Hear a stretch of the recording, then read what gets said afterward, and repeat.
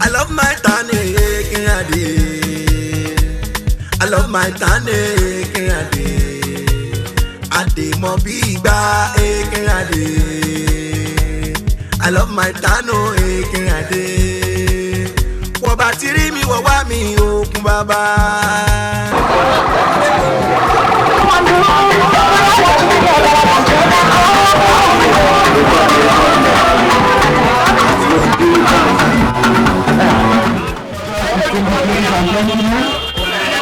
We want to welcome you to the first edition, first of its kind, Ekinrin Adde Mountain High. Akogba Mountain High, thank you. Màwá Akogba pé ẹ̀ka bọ̀ ní orílẹ̀-èdè. We want to welcome once again our royal father, our digitally divinely ordained His Royal Highness, the Ewuta of Ekinrin Adde land, Ọba Anthony Bangbaye Ìdòwú, the Ahimawò Ìdìpọ̀.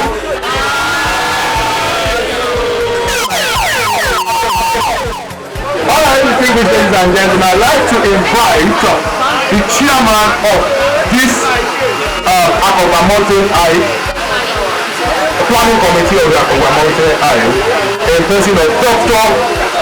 Dayo Mejabi, aka Ewuta for his opening remarks. Kábíyèsí o, Ewuta of Ekinrin Adde. The Allah of Ekinrin.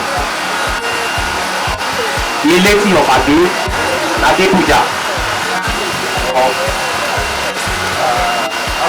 Abudu. The Elega of Ekinrin. The President, Ekinrin Adde Community Development Association. The Secretary, National Secretary, EACDA. The Alaje of Ekinrin Adde, Chief Mrs. Margaret Ojo. Chairman, EACDA UK branch. And all dignitaries that are here present. I won't be able to recognize you one by one. And of course, we are expecting other stakeholders as we continue with this program. Kábíyèsí, today is a historic day. And we are starting something that will galvanize this community into the world tourism market. Today we are exploring our natural heritage.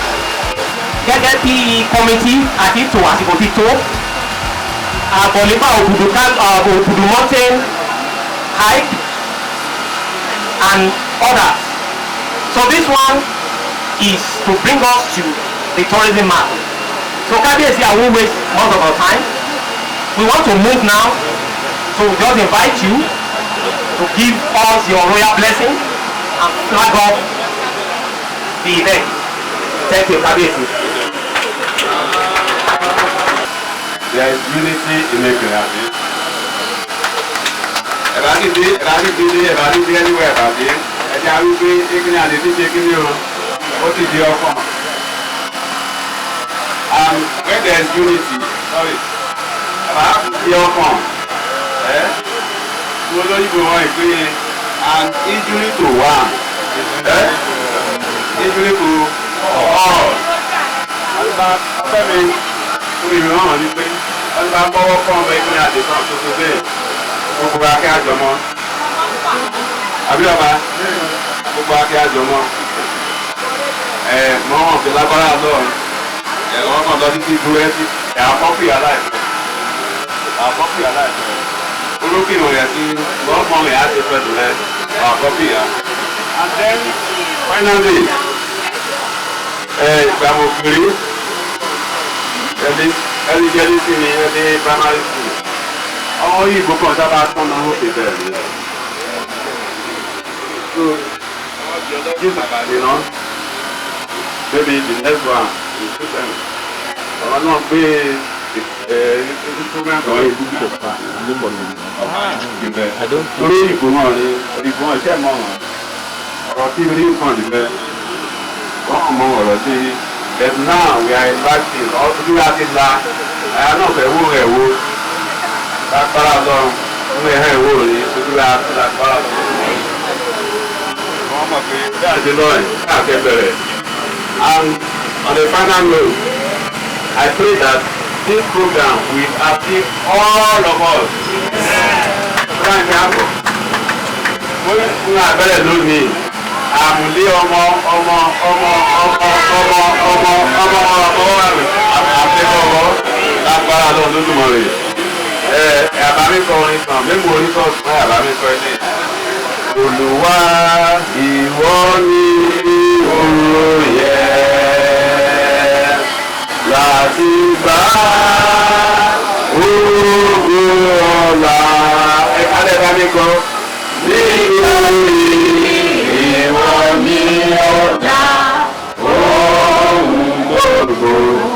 Olúwa ìwọ ni òye.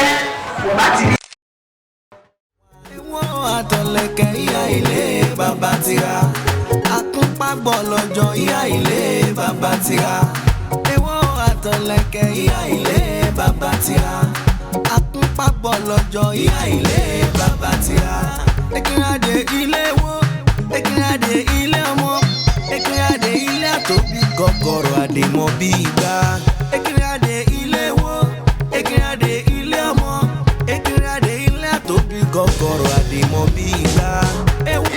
Ẹ dá lójú kan mọ̀ báwa ni orí gbàgbé bá ké nígbó gbogbo àgbẹ̀ a máa gbóhùn àgbẹ̀ bẹ́ẹ̀ ni balùkò bá ké ní àbìkan gbogbo àlùkò wọn máa gbóhùn elégàlù èyí tó bá ti wí lónìí yóò ṣe. Amọ́nimọ́ni apẹ́ agbé níta amọ́nimọ́ni apẹ́ amọ́ ti mọ̀ amọ́nimọ́ni apẹ́ agbé níta ìmọ̀ràn lọ́dún. The water we drink in Ekinrin Adde is purified before it gets down. Yes. Naturally. Aṣojúra àwa náà àjẹlíbẹ̀ ọmọra àjẹ Ekinrin Adde. Aṣojúra àwa náà àjẹlíbẹ̀ ọmọra àjẹ. Ìmọ̀ràn lọ́tún ìmọ̀ràn lóyì ìmọ̀ràn lọ́nà Ekinrin Adde. Ìmọ̀ràn lọ́tún ìmọ̀ràn lóyì ìmọ̀ràn lọ́nà Ekinrin Adde. Ewọ́ àtọ̀lẹ̀kẹ̀ ìyá ilé bàbá tira akúnpápọ̀ lọ́jọ́ ìyá ilé bàbá tira. Ewọ́ àtọ̀lẹ̀kẹ̀ ìyá ilé bàbá tira akúnpápọ̀ lọ́jọ́ ìyá ilé bàbá tira. Ekinrin Adde ilé wo Ekinrin Adde ilé ọmọ Ekinrin Adde ilé àtòbí gọ́gọ́rọ̀ àdèmọ̀ bí ìgbà. Ekinrin Adde ilé wo Ekinrin Adde ilé ọmọ Ekinrin Adde ilé àtòbí gọ́gọ́rọ̀ àdèmọ̀ bí ìgbà. Èmi kì í fẹ́ mi ọmọ ẹlẹ́kùn má kánjú ọlá lé ìlànà sí iná ọmọdé. Ọmọ òtè mẹ́kun ọmọ ẹwà mẹ́ta ọmọ bí oyè wìrìwìrì ọmọ apẹ́ wóró mi.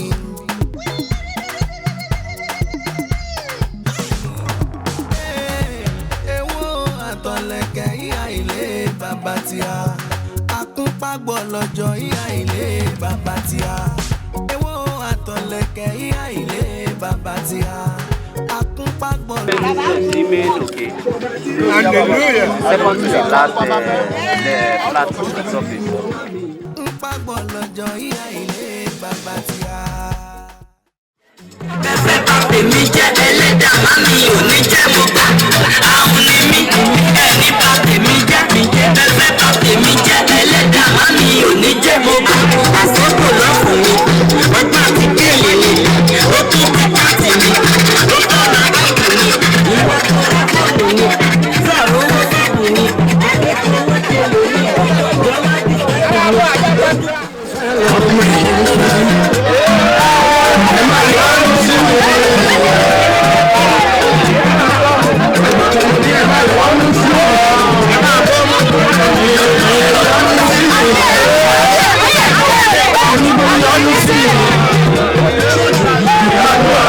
ọba. Ìyọ́nú ọlọ́run ọba. Ìyọ́nú ọlọ́run ọba. Ìyọ́nú ọlọ́run ọba.